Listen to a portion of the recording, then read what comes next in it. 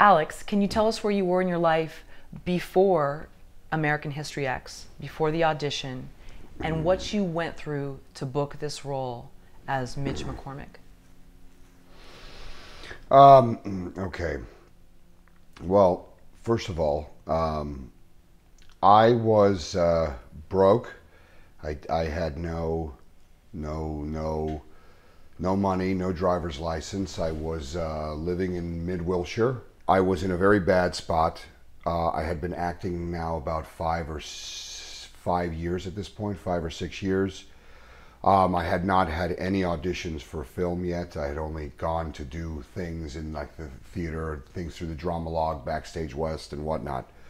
Subsequently, my friend, my very best friend in the world at that time, was an actor who's become rather, prominently known. His name is Thomas Jane. We were very, very close. He auditioned. Wait, I got into the audition now. Is okay now? Okay, all right.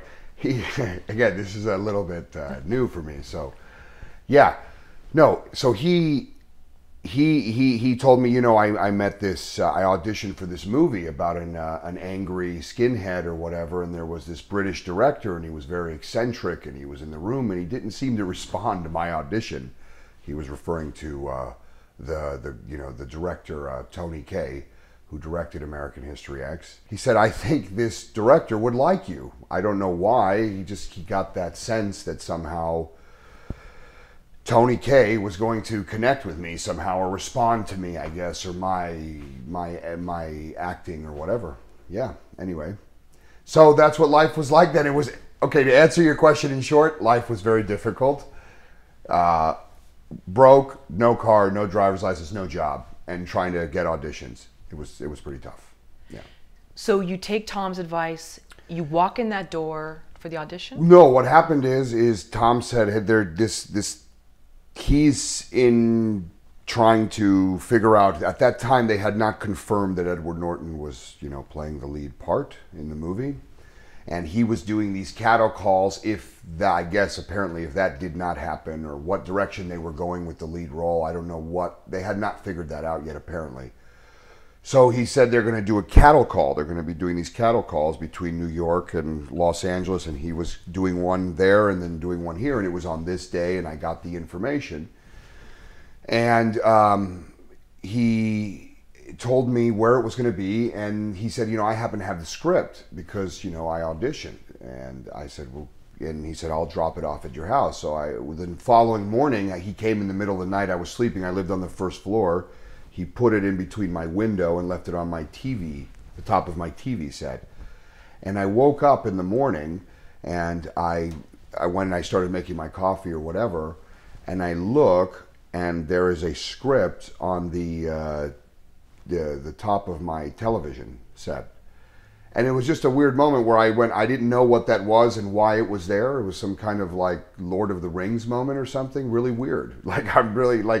It was surreal because where I was in my life at that time and what that script wound up meaning for the totality of my life was insurmountable. I mean, because essentially what ended up transpiring from reading that story to the audition to then the relationship that I had with Tony Kaye for many years, for multiple years working, and since then just keeping in touch here and there. But we have had a relationship that has gone for years as a result of that. I just covered a lot of ground there really fast. No, I'm loving it. I'm Okay. picturing this Yes. scene in this apartment. Do you want me to keep going with that? Please, Yeah. I want to know, how it all went down. I actually, I had said earlier I did not have a job time. I actually had a job answering phones. That was I got a job way out in like Santa Monica somewhere where I had to get up and take the bus at 5 o'clock in the morning for minimum wage to answer the phone for this Farsi-speaking computer company. And I was the only American speaker, but they were wonderful people, and they were very religious, and they were amazing people. And this was you have to understand, being 24 at the time with no money, absolutely broke.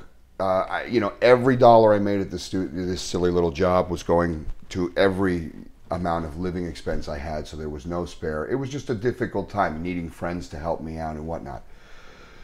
So when this audition came up, I thought, this is unbelievable, because so first of all, let me get back to the story though for a second of reading that script. I had a very long, difficult, complicated, childhood, in and out of the juvenile hall systems and all this kind of stuff. My brother's name is Danny. When I opened the script, and I had gone through a very similar cathartic, emotional experience in my life, dramatic in nature, very much similar to the dramatic nature of the spiritual shift in the character in the story. So when I read the script, it was overwhelming, the emotion that came over me, that was not only what was going on in my life personally at the time, but also the fact that my brother and I mended a lot of stuff after I moved here and found a new way to live, right? So it was a powerful experience. So I could not wait for the opportunity to express whatever, these feelings were at this audition. So I had no idea what the audition was going to be. So I asked the Iranian family that ran the company if they would allow me to leave work, because I explained to them, and I sat and I talked to the man. He's a very religious man, so you can imagine this was with a very long, with the beard and the whole thing. And I went into his office and said, "Sir, if I could go out, do this thing. I'm an actor. I've been trying to do this." He got the woman that worked there to give me a ride. He permitted me and drove me there. When I get there, there's a line going. It's a building on Wilshire Boulevard near San Vicente, in that area, over there where there's a pavilions right nearby. And it was I believe on the third floor. There's a line going out the door, and everyone is getting a number. And when you walk into the building, you're greeted by the casting director that says, "Okay, listen, this is director's. He's a little bit, does things a little differently. He's got a camera set up there.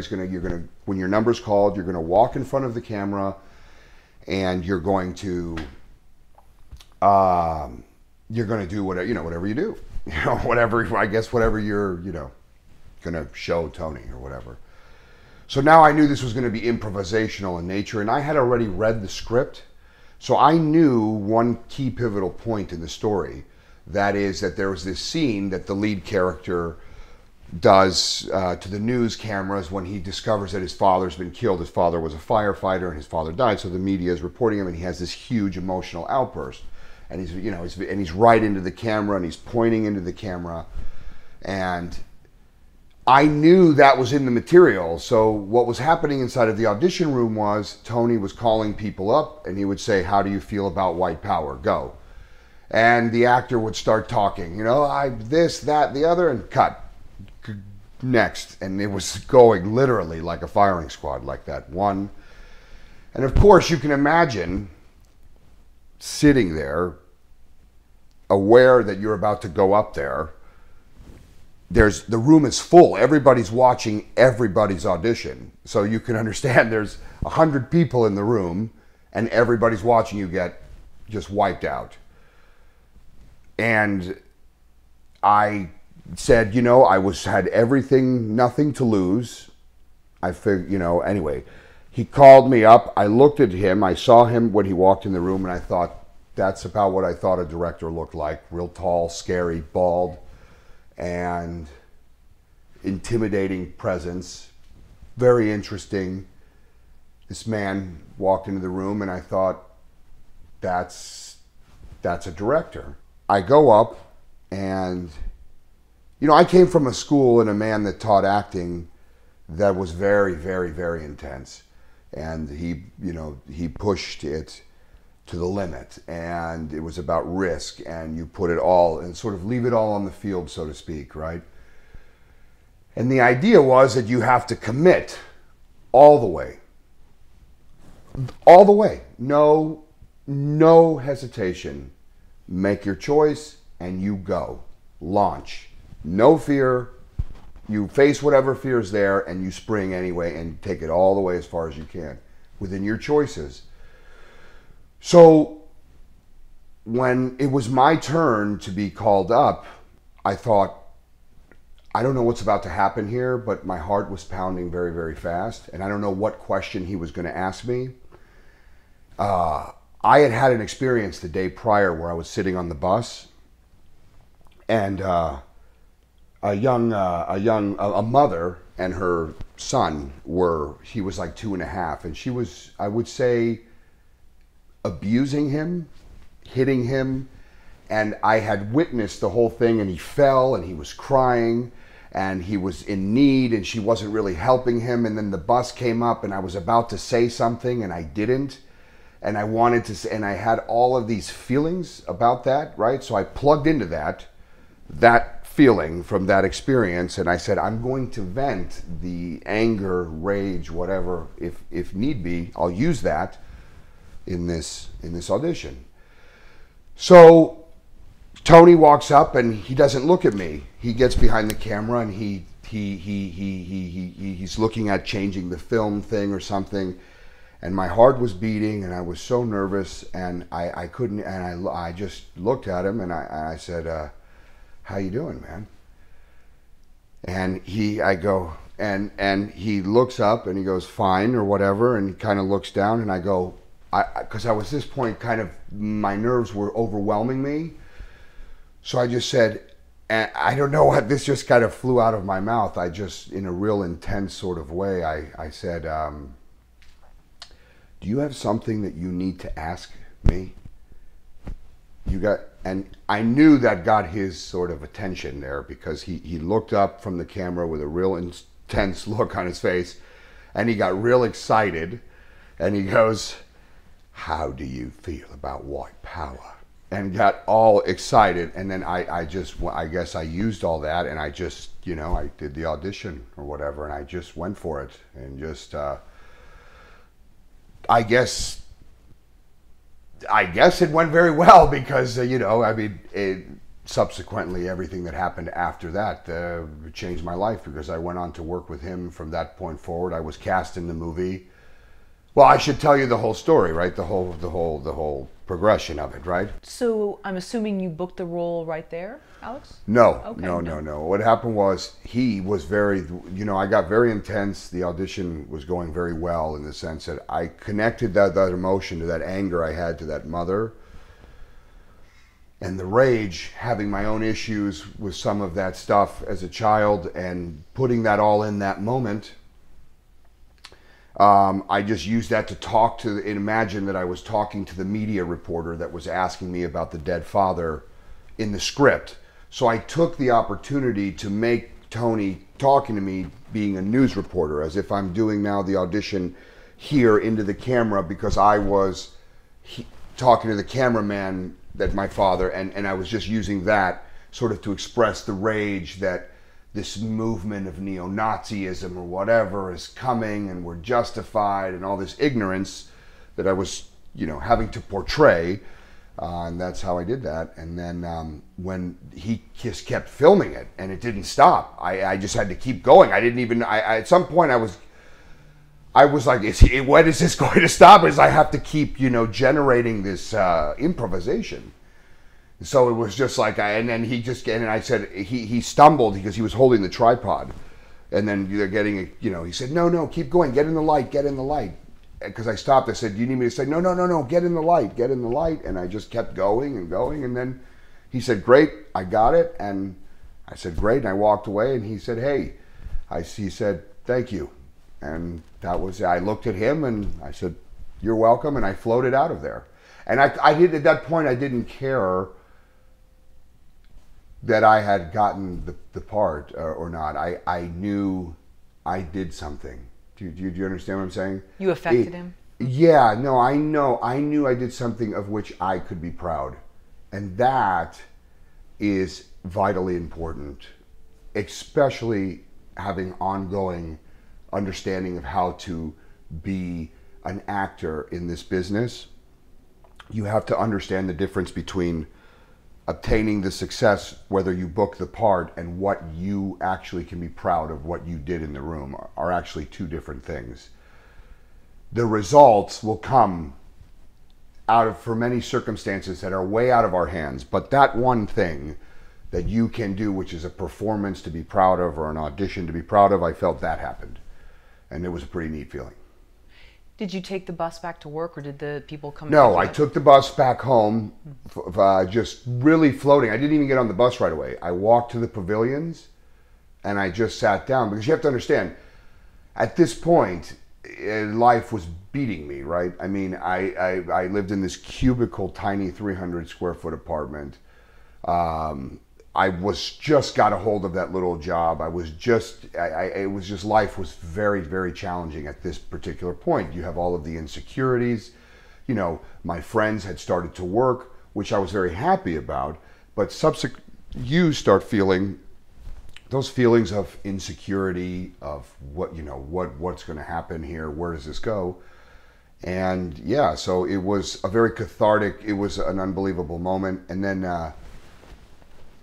you had to fill out your name card in this whole thing, and I forgot to write my phone number. So I left the audition, and I thought, well, that's too bad. A week went by, and I didn't hear anything.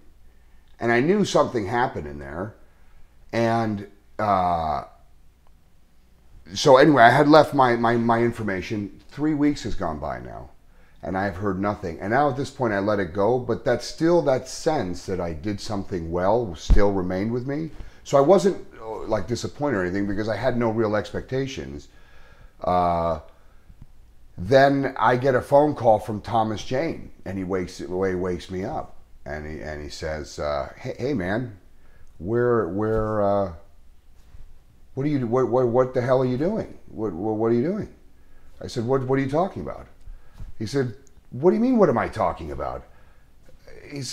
They're calling. They're trying to find you. You didn't put your phone number on the audition card, you idiot. He said they've been trying to get a hold of you. The director really liked your audition, and he wants to bring you in to read for the role, the lead role. At that time, I guess they had not officially signed Edward Norton or a name actor. So I guess that was still in play for a moment there. So it was an unbelievable moment, that phone call. And then, like, you got to get a script. You're going in next week. You're going in. The director's in New York. He's going to come in. You're going in to read.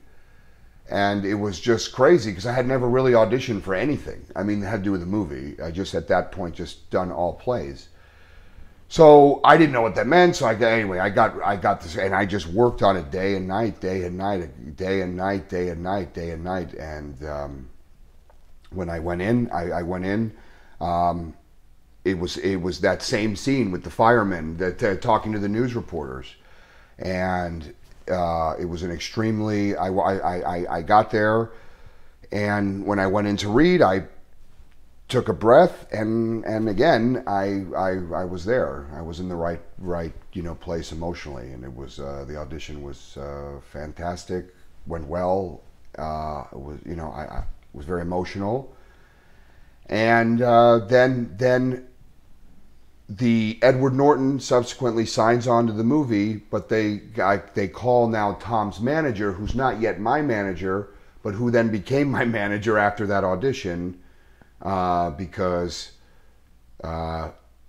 success has more fathers and failure has none, right? So when you start succeeding, suddenly you start acquiring here. That's another thing you must prepare yourself for. Anyway, that's a whole nother conversation. But keep yourself in line here, and keep yourself and your craft close to your heart. And don't weigh your value upon whether others approve of. You must be proud of who you are and your work to survive in this business, I believe, in the long term. Anyway, moving forward. So you booked the role that second No, time? So I did the audition. Then they said, "Hey, Edward signed on to the movie. Edward Norton signed on to this movie." I wasn't in SAG yet. I had done nothing, no credits, zero. So this was all for me like a dream or something. You understand? It was like even being in this process at this point for me was unbelievable. Like a dream was coming true. From nothing, literally nothing. Now, I can't even get on a bus on time to now I'm in a studio auditioning for a role, it was overwhelmingly amazing feeling. And yeah, so I did that, and then they said they really, really responded.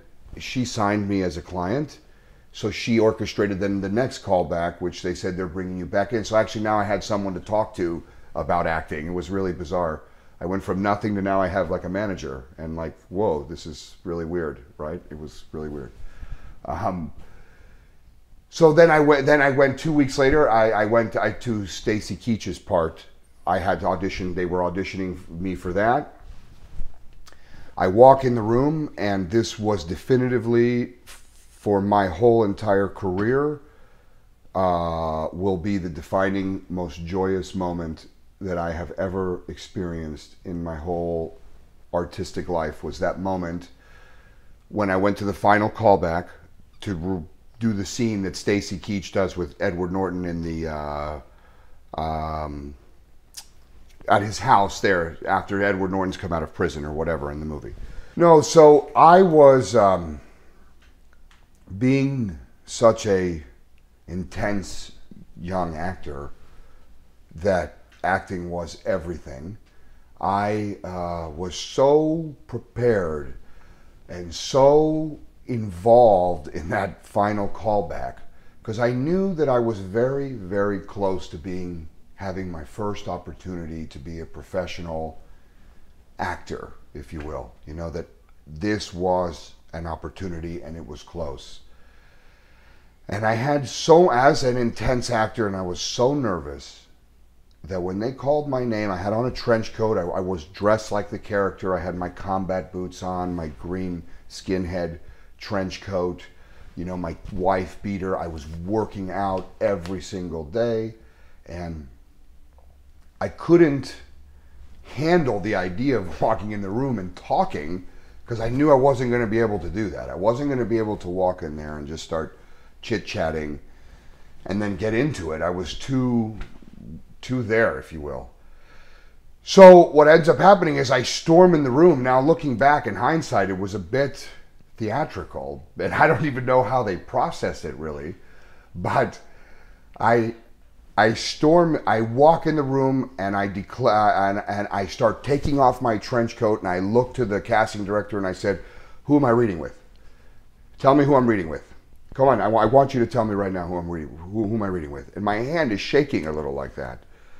And she immediately gets very serious and says, "You're reading with him. He'll be taping your audition." I said, "Okay, are you ready?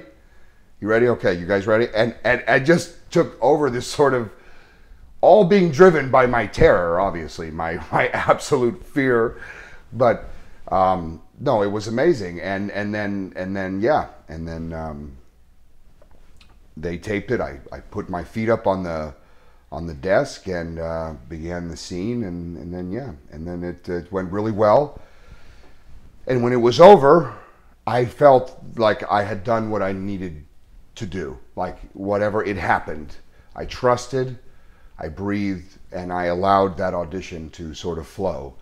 And I flip my paper like that, and I said, that's that. And they said, "Great job, Alex." All the people, 10 people, "Great job, great job." I said, great, thank you." John Morrissey, or one of the two producers, I forgot the other one's name, how terrible of me. One of those two gentlemen that produced the movie, one of them looks to me and says, "So Alex, let me ask you a question. Do you have a girlfriend?" And I thought at that moment, because I had a very bizarre experience earlier in my journeys with a low-level B TV producer that invited me to his house for dinner, and then tried to, with his other friends, and tried to make sort of a not so subtle advance for work. And I actually did experience that and had to turn that freak show away. So I thought in this moment when he asked me that, I thought, this is insane that this is happening at this level. Come on. right? Like, give me a, and so I said, so I rather defensively said, no. I said, no, I don't have a girlfriend, no, but I do have a lot of friends. Thinking I was sending a message or a boundary, right? I don't know. I was keeping it all very low key. I didn't know what his intent was with the question, to be very honest with you, but it was a little weird. And he said, well, no, I'm sorry, this is how it went exactly. No, he said, do you have a girlfriend? I said, no, I don't have a girlfriend. And I was still, you have to understand, with the character and just had done the audition. And he says, well, do you have any friends? And I said, yeah, I've got a lot of friends. And my friend had actually driven me to the audition so I could focus. And he said, why don't you go? Now, you got to understand the backdrop to this. I had 5 years of, it had been very difficult. So he looks at me and he says, well, why don't you go call your friends tonight, because we're putting you in this movie. And if there is a moment in life where you feel some kind of unbelievable good fortune, or a dream come true, I guess would be the word, considering the amount of uphill fight it is to become an actor, right? To have that moment for anyone. And I don't think that ever changes for any actor as long as they go. I think every time you get that, you got that part, there is just nothing better and more gratifying than that moment. And yeah, it was pretty incredible.